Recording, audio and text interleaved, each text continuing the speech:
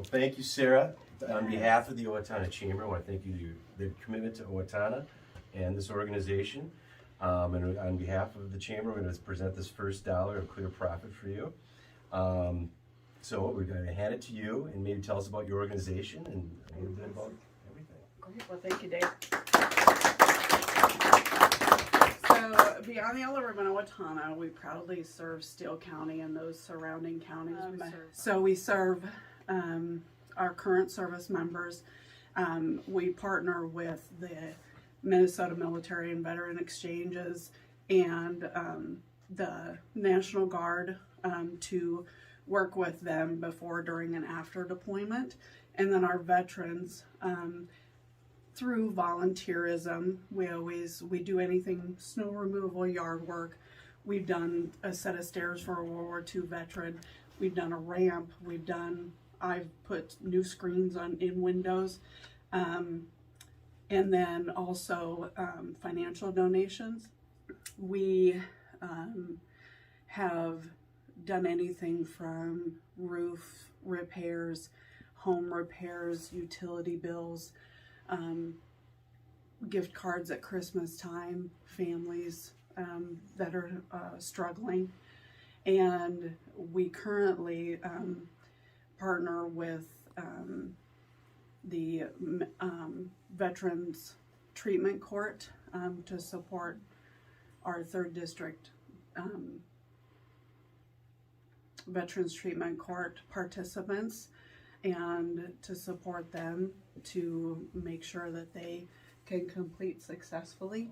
So like I say, we do serve Steele County and surrounding counties because not all cities and counties have Yellow Ribbon organizations. So any questions? Well, that sounds very busy. Yeah. How do you identify the needs? Is there a grant request that comes in, or how do you find out what to do? We identify the needs. We work very closely with veteran service officers, and then at the state level, under the Minnesota National Guard, we're a purple organization. So any branch of the military. So if you have a current service member, they can refer us, but again, we work very closely with veteran service officers. And then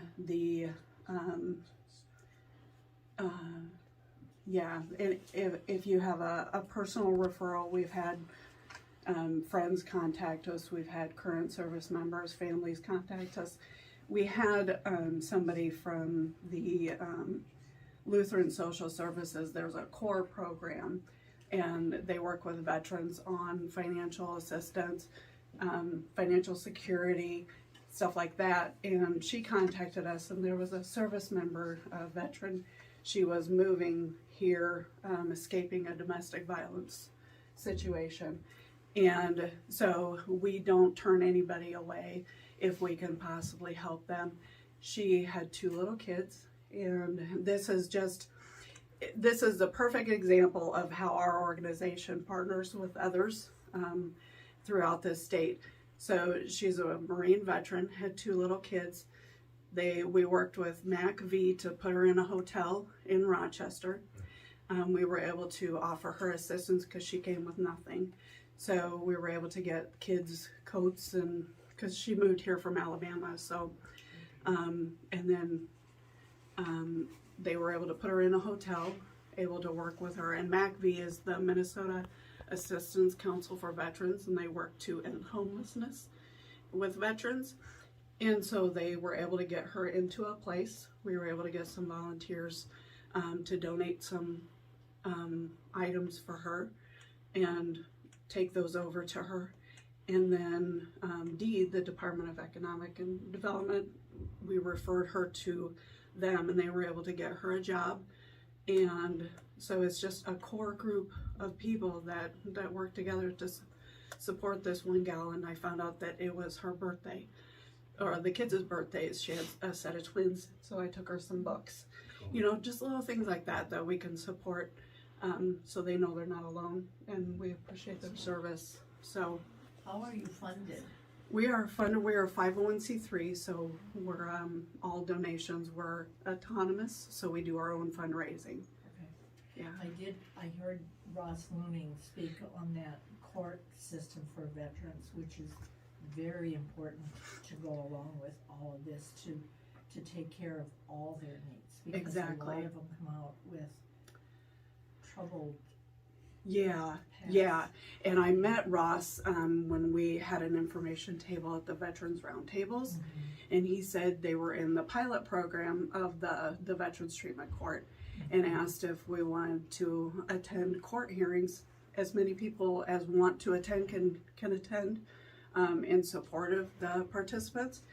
So that has become a passion of mine because, you know, I have chemical dependency issues in my family, and so it's near and dear to my heart. And just the PTSD that they suffer. I'm working with a female veteran right now, and they not only have issues with trauma, TBI, PTSD from military issues, from military service. They have, she's, you know, it's family issues, and they carry that into the military, you know, whether to escape, whether to serve, and then they come out and she is so extremely troubled. And so I've been working with her, and we've had other families that we've been able to help.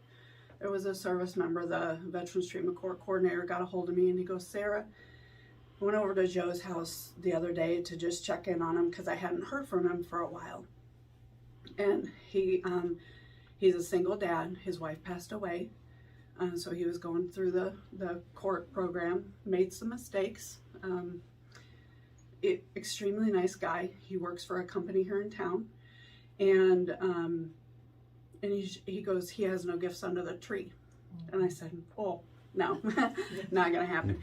So that's part of our program is funding that, you know, just to help up. It's not, you know, we're not going to change their lives, but can we change a piece of it? Can we support them? You know, and he was kind of overwhelmed because he didn't have gifts. And he had been sick, and, you know, he's trying to rebuild his relationship with his children. You know, one of the things that I love about Ross is that when he stands up with them, because when they go to treatment court every 2 weeks, and it's an 18-week program, and, you know, he stands down there with them. He doesn't sit on the bench, and, you know, he himself is a veteran, and he stands down there with them, and they, you know, kind of tell how their last 2 weeks have been, what they're making progress on. And, you know, one of this guy's goals was to sleep in his bed again.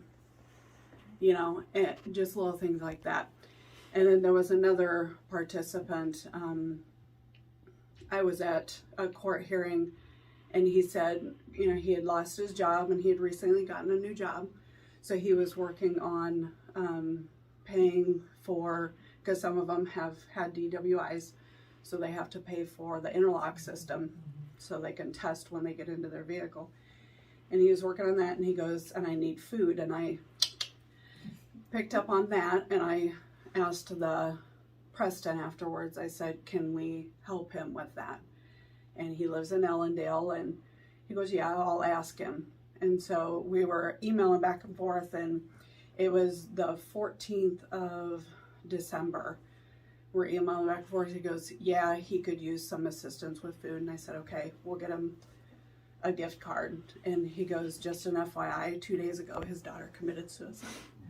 So, you know, it's food security for us is not an issue, maybe, but for some, it is. And if we can give them the dignity of assisting them, so they don't want to be where they're at.